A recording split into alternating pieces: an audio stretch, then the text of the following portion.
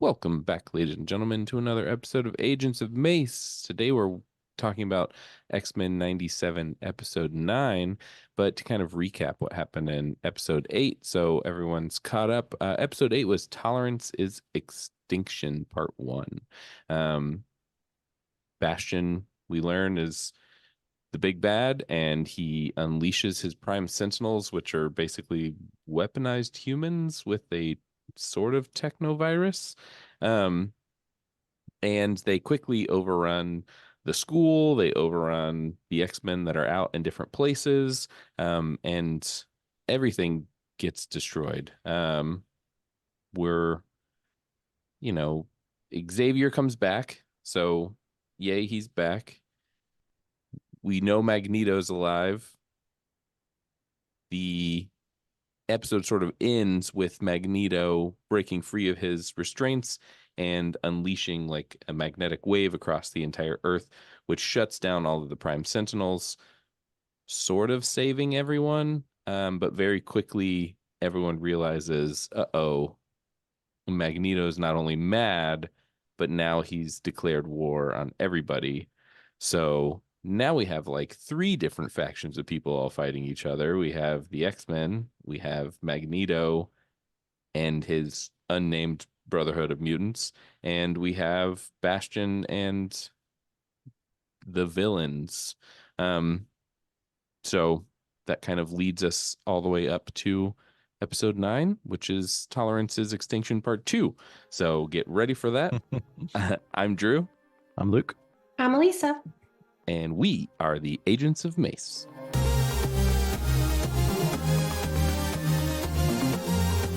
Welcome back, ladies and gentlemen, again to another episode of Agents of Mace. We're continuing our X-Men 97 watch through with episode 9, and boy oh boy, does this episode have like big episode 5 energy. Yeah. Like there's a lot going on.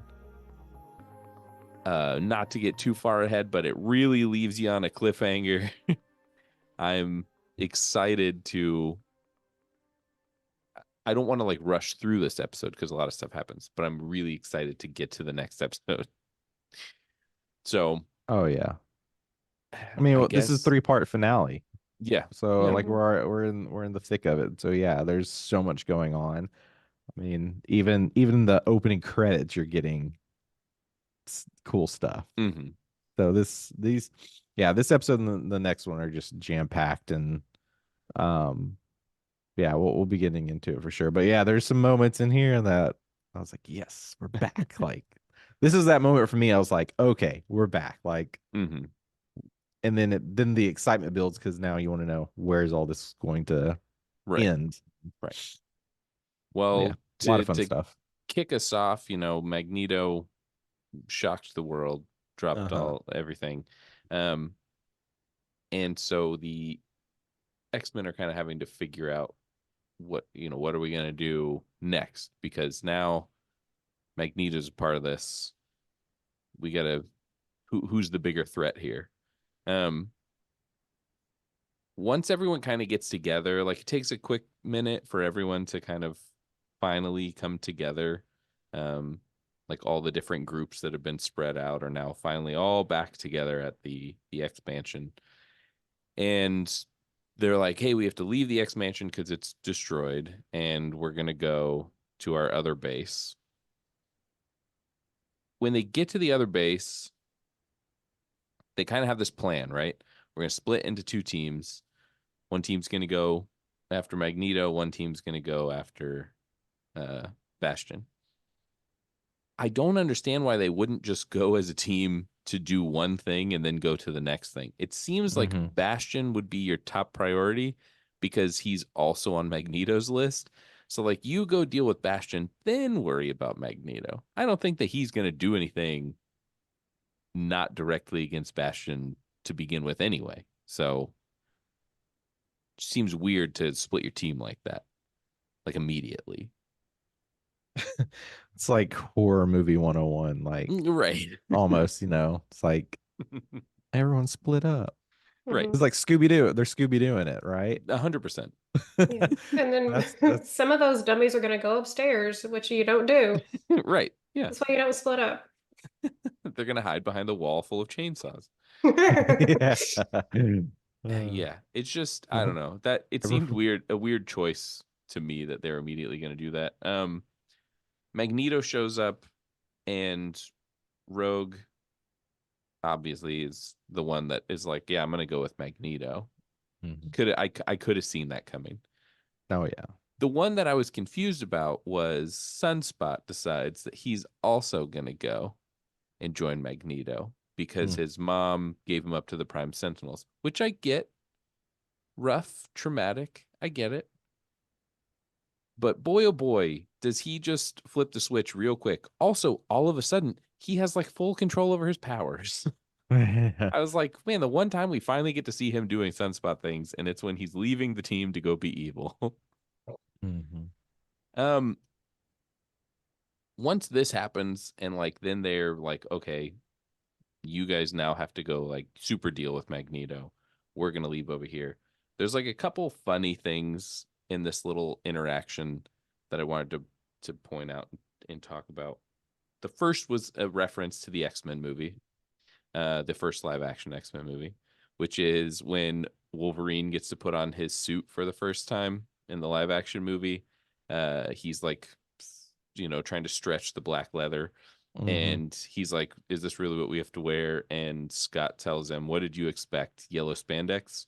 Haha, Mhm. funny cartoon reference. In this, Scott tosses Cable his costume, and Cable looks at it and he's like, am I going to war? Am I going to a clown convention? And Scott's like, what do you expect? Black leather? Funny nod. Funny nod. Yeah. Yeah. Yeah, I liked That was this too, but Mason was like, boo. Like, just enjoy life, Mason. Yeah, yeah, it's funny. Take a corny joke now and then.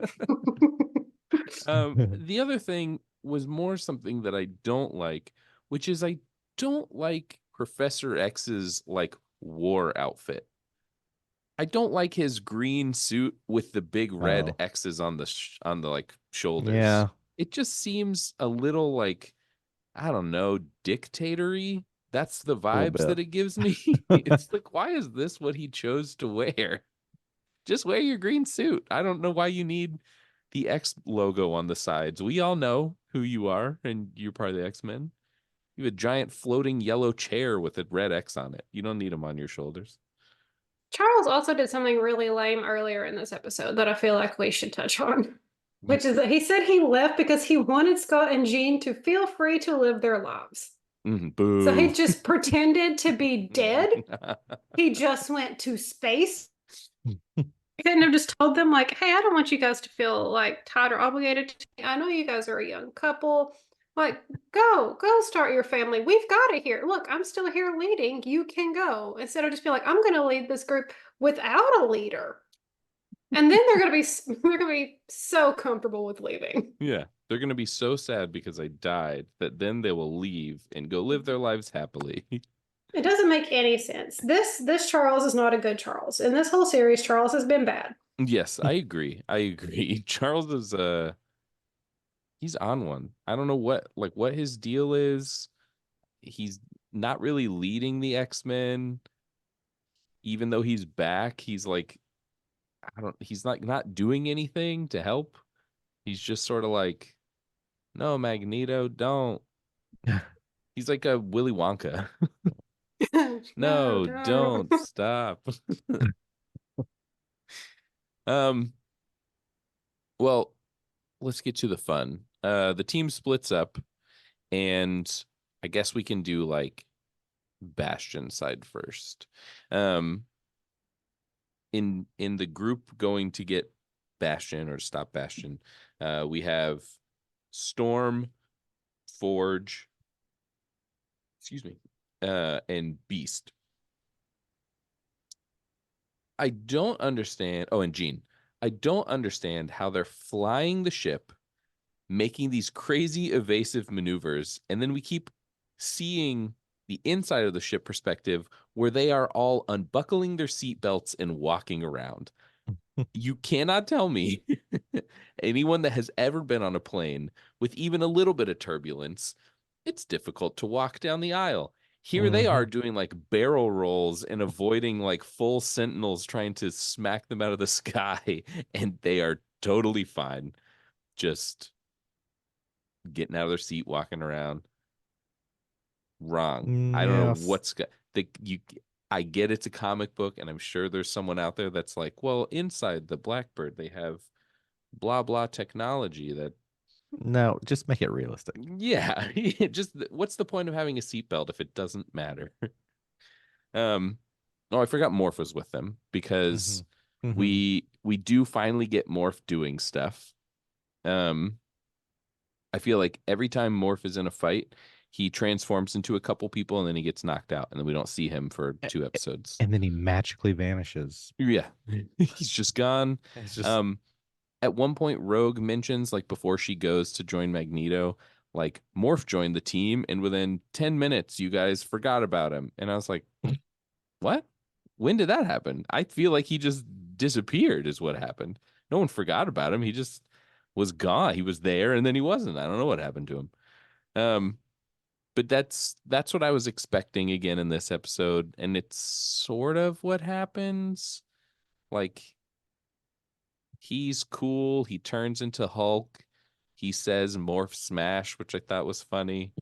Um, yeah, and he, with the help of Jean, flies around and destroys some Sentinels. And then, sure enough, what do you know? he's gone.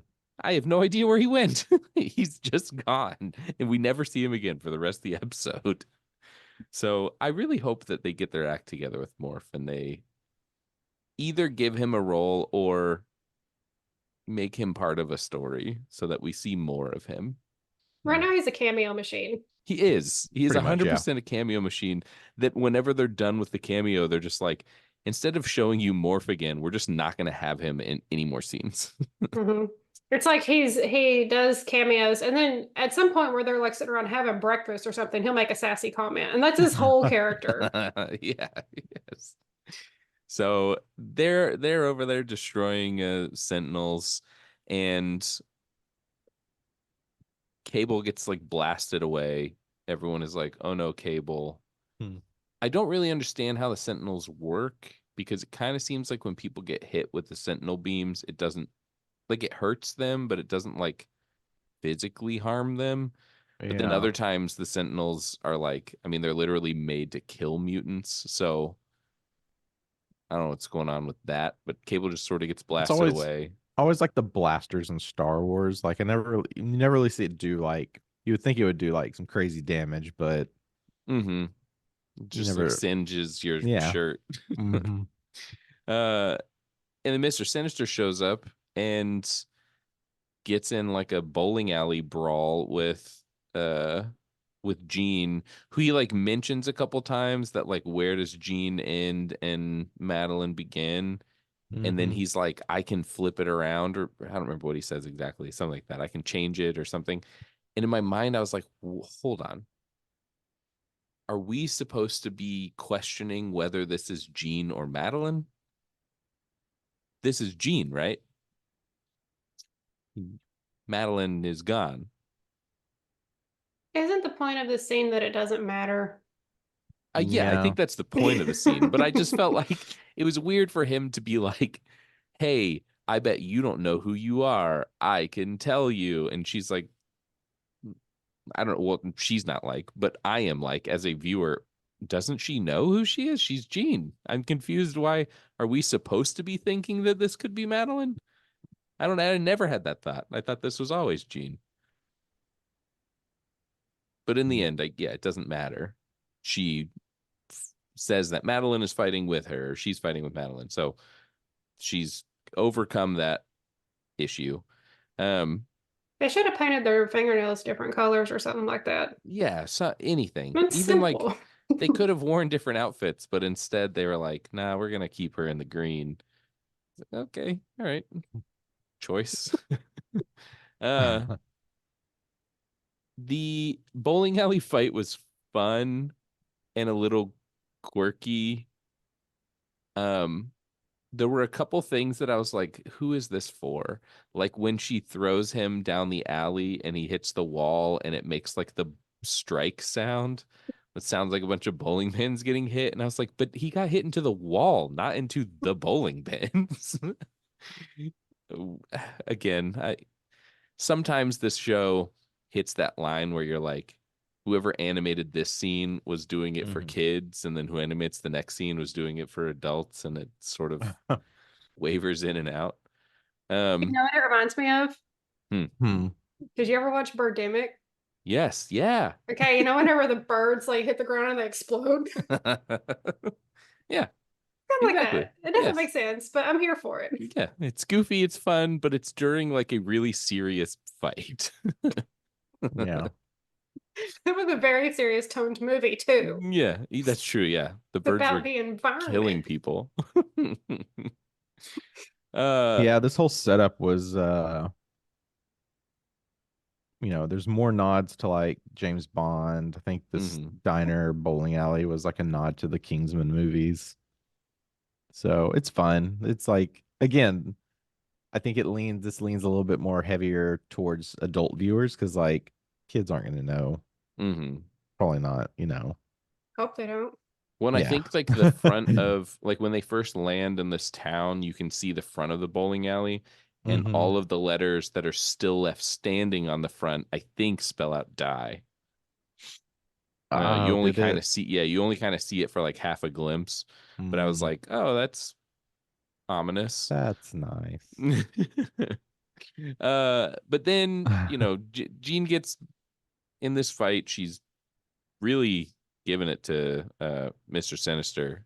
Mm. Um, but then he's sinister, so he brainwashes or whatever his ability is to like mind control Cable into fighting Jean.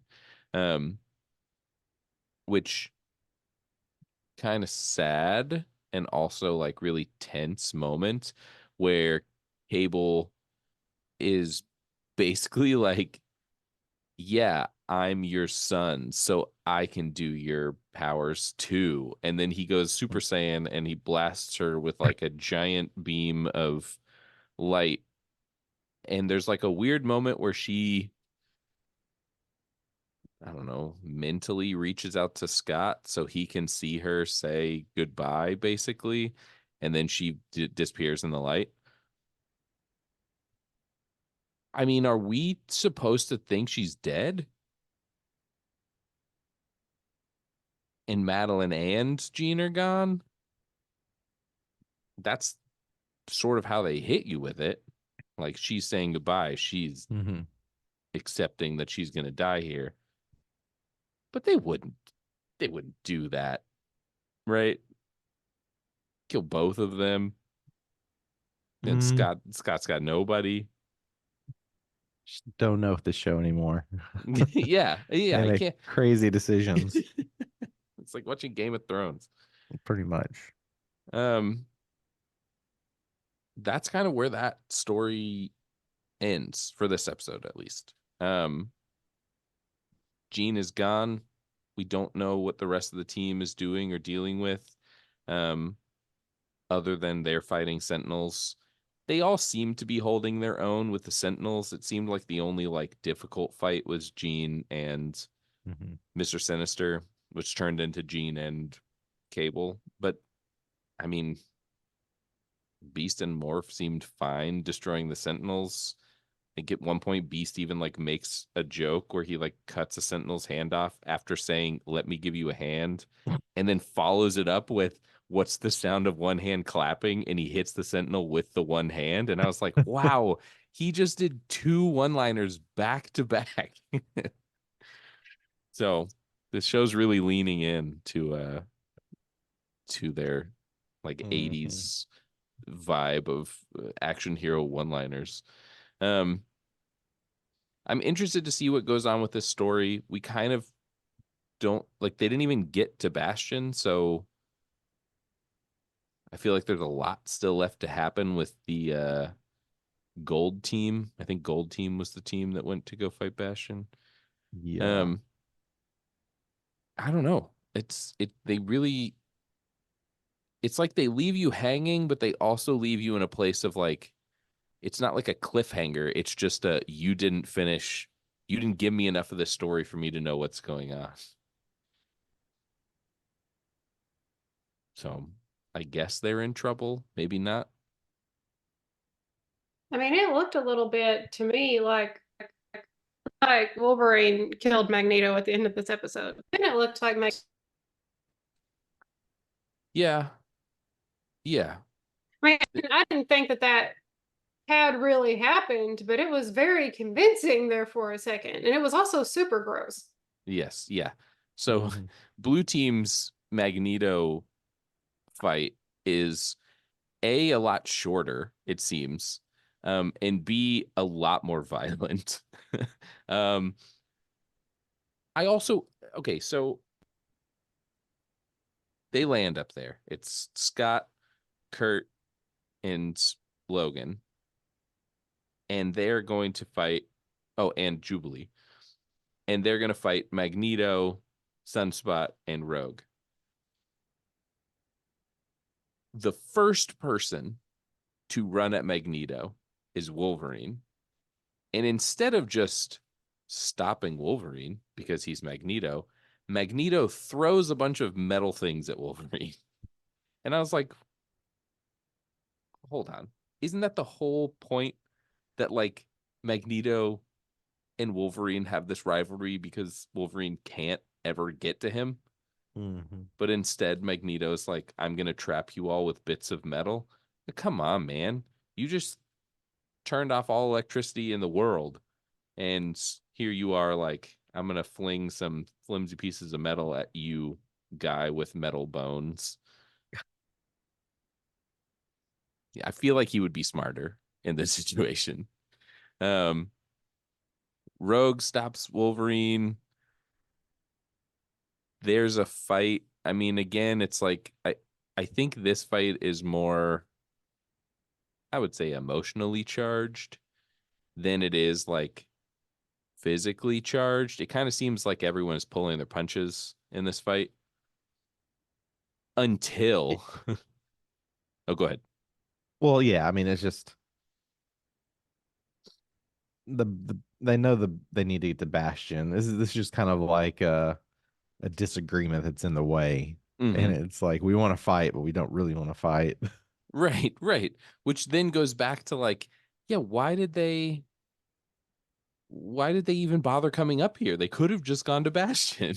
It Yeah. seems like they all realize that they're wasting their Mm-hmm. time, and then we're just like, let's just keep wasting it. We'll deal with this first. Charles gets up there, Magneto and his helmet thing. Charles can't control him when he has his helmet on, but I've also never understood it because Charles can also move things with his mind. So why wouldn't he just remove his helmet with his mind? Um, Wolverine finally pulls his helmet off. There's a quick mental battle, but then very quickly Magneto just puts the helmet on Charles, which somehow stops him from being able to use mind powers. Even though, the helmet has like a big hole right here. You'd think Right. that your mind would be able to Mm. get out.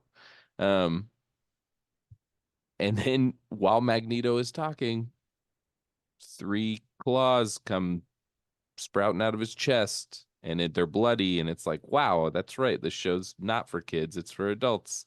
At least this scene. Um, and Wolverine just tells him, "Hey, man, I've been in a lot of wars, and the brave ones are the ones that die first." I don't really understand what he's talking about. Is Magneto being brave? I don't know. Um, and then Magneto turns around and blasts him away. Seems fine, right? Like when Magneto turns around, he doesn't seem hurt at all, other than the fact that there's some blood trickling out of his lip. Even though I'm pretty sure it would have had to have gone through his heart, right? Like there's no way he wouldn't be dead by now. But somehow he's It's like the angles. If you look at some of the images and the angles, yeah, like when they do the close up, it seems like this would have gone right in the middle of his chest. mm-hmm, But then when he turns around, this looks like it's more centered on his rib cage. Okay. Yeah, I don't know. It just seems like that's a pretty big wound to just be fine. But he seems fine. And then he turns around and then in the like most comic book way possible, he pulls all the adamantium out of Wolverine and it ends on a freeze frame, which I thought was a little eh, like in the comic when he pulls all the adamantium out of Wolverine, it like he's able to like liquefy it and pull it out, but when he pulls it out, it's not still in liquid form. It like rehardens in these like spikes basically all over. And so I don't know if we're doing that or if we're gonna be like the next episode's just gonna be like all the adamantium is gone. Where did it go? Splattered all over the floor. I don't know. But it's like it's not liquid by itself, like he can control it and contort it into different shapes, but it in itself is not liquid. But they definitely made it feel like he was pulling liquid out of Wolverine. And then the freeze frame didn't help because it just looked like it looked metal weird. Yeah, metal juice was just like around him. But yeah, is Wolverine dead? Not no, right? But also I don't know. I don't know how this show is going.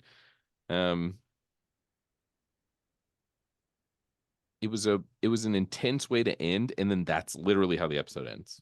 There's no like, what are we gonna do next? There's no after credits scene or anything. It's just like freeze frame on him with all the adamantium being pulled out of him, and everyone kind of in that like classic reach out and yell no pose. It's pretty intense for what we have going on, especially again remembering that Magneto's like the side problem right now. Not a big problem. He literally it's him and two other people up in this space station that he has made. Why even go up there? Why bother? I just leave him alone for now. You can deal with him later.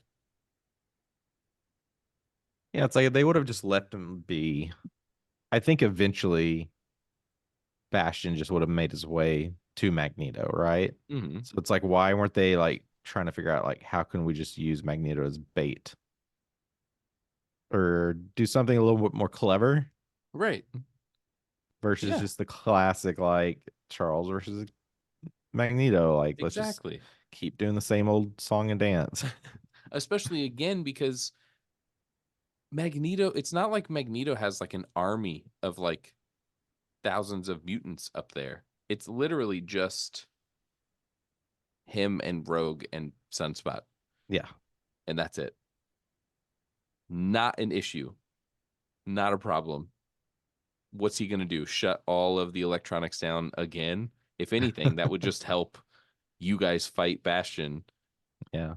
Hopefully that would be some sort of like break in his technomancy, which they kind of don't ever explain his power level. They're just like he controls electronics.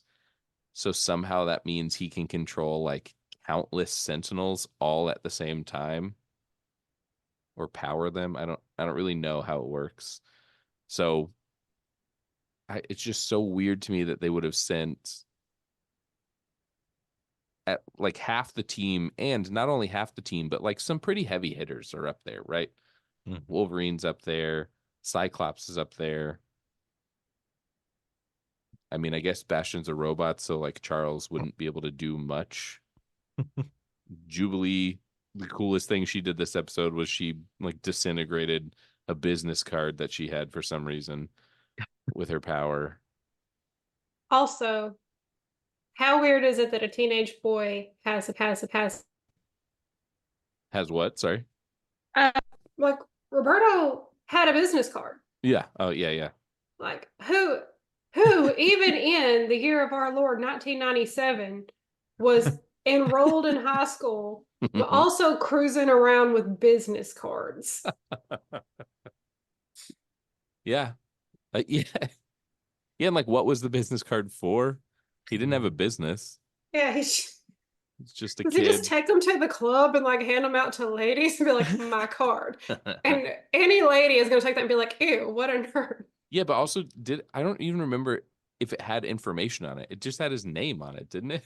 I Like, don't know. I was just like, what? here, I take didn't this take any time card. to observe the card or look for information. I feel like that was the thing though. I'm trying to remember. I just remember in a lot of movies and shows around that, it's like if yeah, it's basically that bar scene. If you find someone you like, you give them a card that has your number. Like, Instead of your house key, give them your yeah. business card. I I do remember I had to actually make business cards for a class in high school one time, but that was desktop publishing and not for me to use and hand out to my friends and loved ones. Mhm. Yeah, I mean, I guess. Well, I mean, he gave one to Jubilee. I was trying to see if I could find a picture of it so you Which you could think she see. already had his contact information, but then again, it was the 90s and kids didn't have cell phones or rich kids had pagers, I True. guess. But they like lived together, right? In the X mansion. Doesn't he live in their very fancy apartment? I thought that he moved to the X mansion I don't, after I or don't like before they know. went to talk to his mom, maybe. He might have. I mean, feels like it should be a thing that they discussed Yeah. instead of just being like, deuces, mom, I don't live here anymore. And also recall he's for most of the series. So he's like, I'm moving out. I'm not telling you where. Right. Well, It's that's the nice thing though. is we don't get like a whole lot of story with him. He seems to like he's here for us to know that he's the like new Jubilee of like here's an X-Men or here's a mutant that is struggling with not being with the outside world and struggling with being a mutant in a time when like normies hate mutants, which like fine, that's like I mean that's a big struggle in the X-Men universe, but it seems like they don't give us any actual story with him until they give us a little bit of story with him and then immediately are like, but don't worry, he's fine. All of those Prime Sentinels were shut down. And so then he just joins Magneto, and we're not going to explain his powers, but he turns into like a sunspot. Hmm. Cool. Dee-dee-dee-dee-dee. Yeah. Yeah. And he apparently carries around business cards, which, like, where do those go when he turns into sunspot mode? Does he have to like constantly get new ones so they get disintegrated every time he changes? Who knows? Pulling a Spider-Man. Yeah. He's like, I'm gonna go hide it, stick him in this like corner over here. Yeah. He glues his backpack to a building. Yeah. It's interesting. You know, we're at this point now. We have one more episode. It seems like there's a lot left to do for there to only be one episode left. Hmm. I don't know. I'm still not sure. Like, is Magneto gonna help? Is Magneto gonna hinder? Is he gonna like start the Brotherhood up again? Are we still in a place like I'm still in a place where I don't know. I get that this series is supposed to be following the original series, but a lot happened in the original series. Are we supposed to assume that all of that has actually still happened? Or are some of those things going to be recycled for future seasons of this show? Because if so, then like, I mean, there are characters that we've already been introduced to, and they have either died or been jailed in the previous season or the previous series that like it'd be interesting to bring them back, but like how is Magneto going to start another brotherhood without like the main brotherhood members? because this show is also sort of like a new generation's introduction to X-Men. So I feel like you can't leave out characters like Mystique or Sabretooth. Like you have to bring them in somehow at some point. But in the previous series, they have already been dealt with. So are we going to get into a situation where we're cherry picking what we want to keep and what we want to leave behind? It's both exciting because I'm excited for more of this. The series so far has been really good, but I'm also nervous because they have also already, Disney keeps telling us, or Marvel, I don't know which one of them keeps making the decision, but they keep saying, like, we're going to slow down. We're not going to give you guys as much stuff, but we're going to give you better stuff. And it's like, well, that's cool. I like better stuff, but am I going to have to wait 3 years before I get another X-Men 97? I don't know. But I'm excited. This episode was a lot of fun. Excited for the last episode, see what happens, see where things are left. And all this is doing is getting me more and more and more and more hyped for live action new X-Men movie in 2028 or what. I don't even know that they have a date on it yet, but TBD. yeah. Who knows? It'll be pushed back. Who Don't knows worry. at this point. But I'm just like, I'm so excited for it at this point. Watching this, it's making me more and more want anything new X-Men. So keep at it, Marvel, Disney. Give me more X-Men. I'm fine if it's not the best show ever. I just want more. For this episode, did we miss anything? Did you guys have anything else? I mean, the biggest highlight for me was Magneto getting his classic uniform. Mm-hmm. I mean, that was pretty dope. Like, that's why I got hyped for this episode. And I like the OG comic costumes; those are pretty fun. Mm-hmm. Um, I didn't really understand why they put on their classic costumes instead of their new yeah, costumes. It was like it felt like they made a big deal about it, but I was like, but what's the big deal about it? It's not like your it's old costumes right. are better. Yeah. Well, yeah, if you think in like the DC world, right? Like if this was a moment where like, Batman's gonna go fight Superman, he's gonna put on like his big bat armor suit, right? He's Right. gonna need something because he's going up. So you would think going up against Bastion and having more insight, Mm-hmm. they'd have on different uniforms. Maybe that would give them a little bit of an edge to fight Bastion. Yeah. Whereas this, like, I get it. There's so much comic nods going throughout, this whole season, Mm-hmm. and it's fun, but some of it needs to make a little more sense, I Yeah, guess. like it would have literally taken 2 seconds, and the Yeah. explanation could have been in our new suits, we have nanotech Mm-hmm. and Magneto's blast shut down all the nanotech. So our new Yeah. suits are useless. We have to wear our old ones. Mm-hmm. End of explanation, and I would have bought it. I would have been like, oh, okay, yeah, that makes sense. But instead, it was just like, we have all these super cool new suits, but instead, nah, let's wear our old suits because we're a family. What are you talking about? Why? It And doesn't then mean anything. yeah, because we see what happens. Yeah. Scott's like, Like, hey, Cable, I'm going to give you my new suit. And don't worry, I'm going to wear my old one. It's the same suit, bro. The only difference is you don't have your bandolier. I don't yeah, like, yeah, I forgot about that. Just like a cool nod for nod's sake, I guess. I think it would have been cooler if Jean had wore her like original X-Men series suit, the one where she has like the little headband wrap around, cut her face out thing. Yeah, That would have been cooler than like the green comic book. I feel like we got the green comic book look with Madeline. right, So right. I don't know. Maybe season 2 it'll be like some new stuff. yeah, maybe they'll give us those the suits they wear and that one where they're all in high school.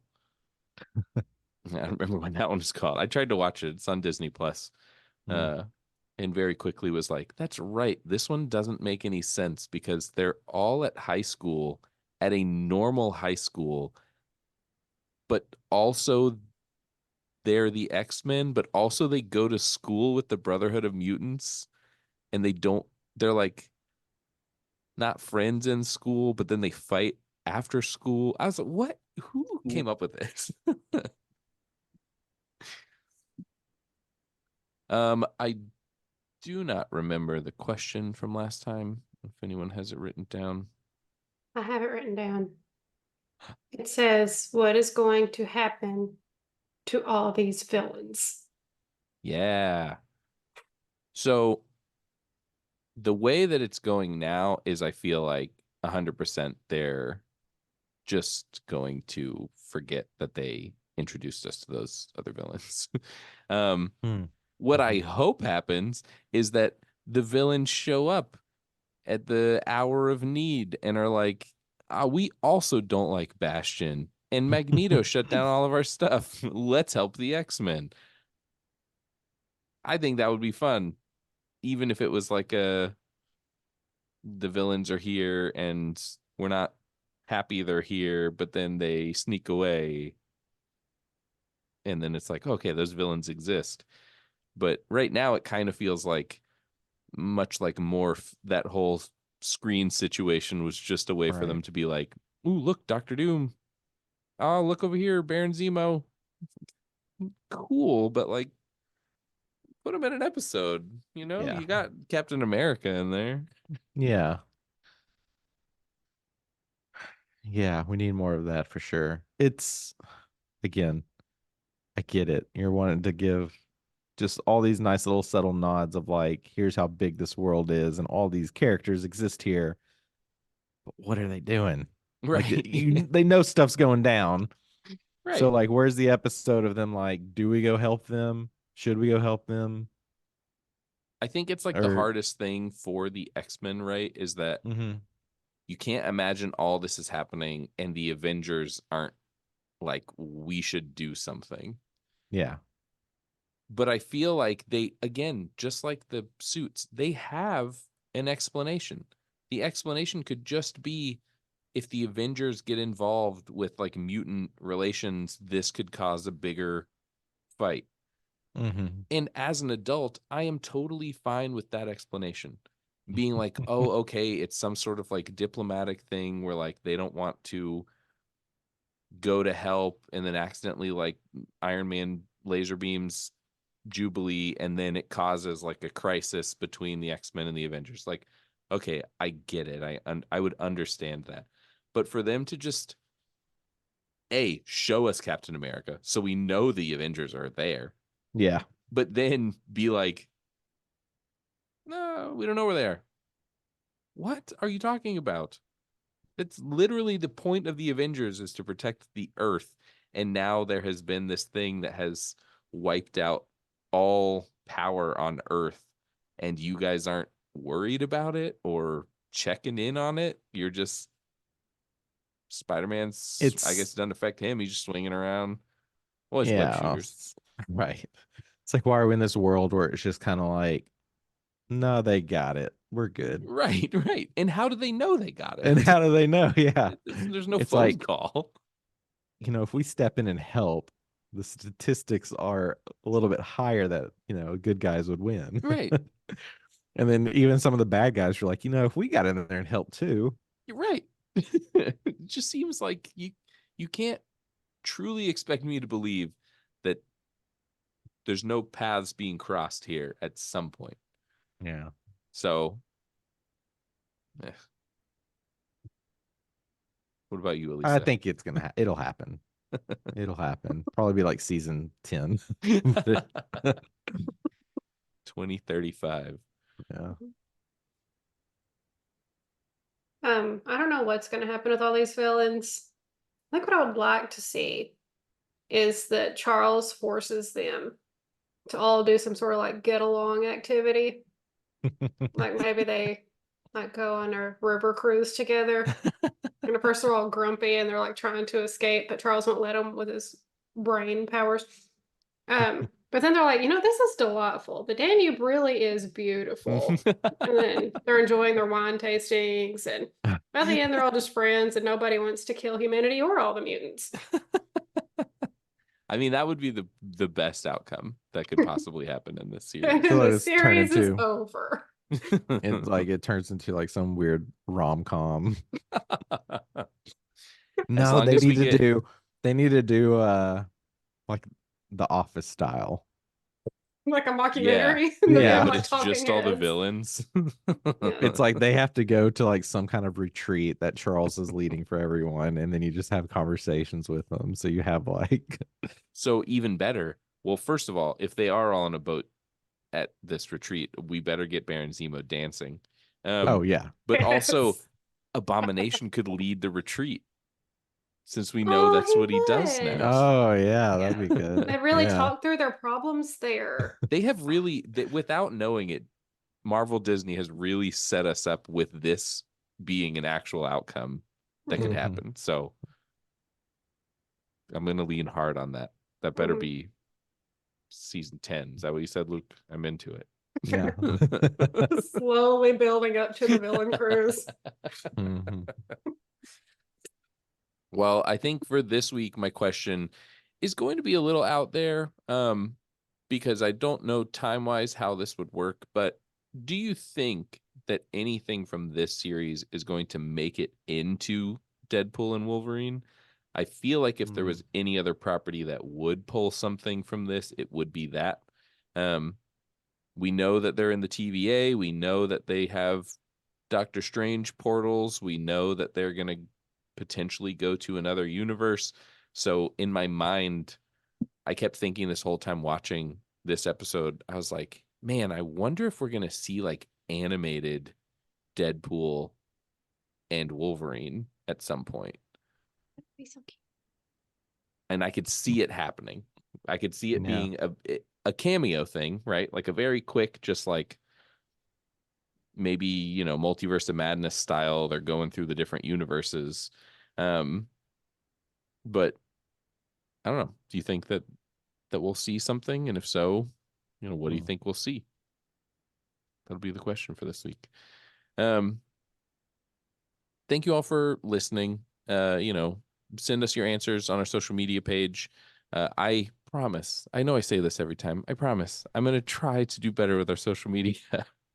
I literally made like an entire plan of how to do social media better, and then I just got busy and have not been able to actually tackle it. But we'll get there. So yeah, so post your answers on social media. I'll try to post things that we talked about in this episode, in case you're like, what are they talking about? What's the business card? That's my main thing that it's on my mind. I'm like, I gotta find a picture of that business card. But thanks for listening. Join us next week for the final episode of X-Men 97, where hopefully at least one of our questions is answered. That's all I'm asking. Yeah, I just at least want one question to be answered, one story loop to be closed. Right. I will be happy. Yeah, I guess that's it. So we'll see you all next week. Bye.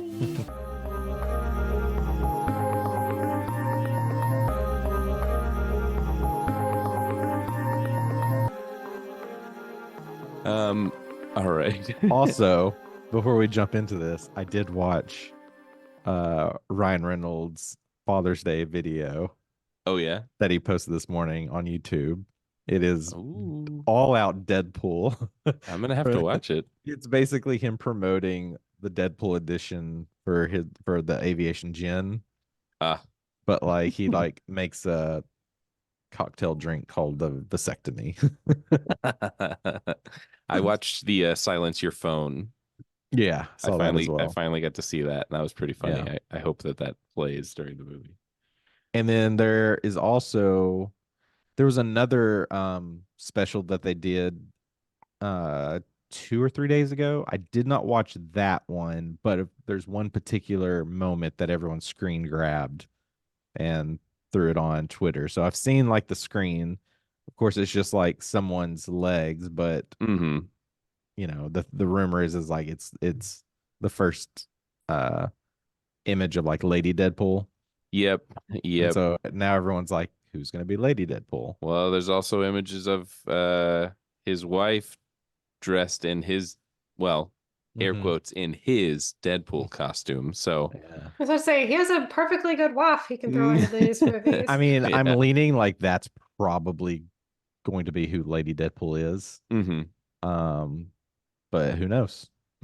It would be especially funny if she was Lady Deadpool and they filmed it while she was pregnant because she just had a baby. Oh, really? Okay. So, yeah, their Um, fourth one. So that vasectomy cropped out was probably not a coincidence.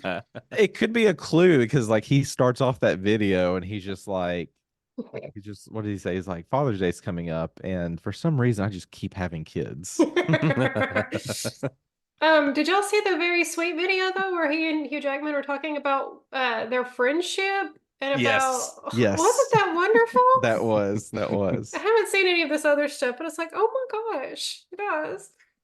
All I could think was, I hope that it's his wife, and I hope that when Lady Deadpool shows up, that Taylor Swift as Dazzler is with her, and Mhm. that's Okay. the Now, are you saying like are you thinking like Blake Lively or are you thinking Letty like the his wife like in within the movie like the no, MCU? no. I think Blake Lively, because Oh, you think the it's yeah, the picture that I saw was of Blake Lively wearing his, again, okay. air quotes, his Okay. Deadpool suit. So people are thinking Yeah. like, was that not his Deadpool suit, and that was actually her Deadpool suit? I mean, there's no telling. Like even Taylor Swift, she said that she's not in the movie. Now, Mm-hmm. who knows? It could just be Sure, she but you has you to know say who else that, said they but weren't in the movie? Hugh Jackman. Hugh Jackman said that he wasn't in the movie, and it's literally called Deadpool and and Wolverine. Wolverine. Yeah. Oh man. Okay, well, Ready for this this will make for a fun post credits movie. Yeah. audio. All right, let's get into it.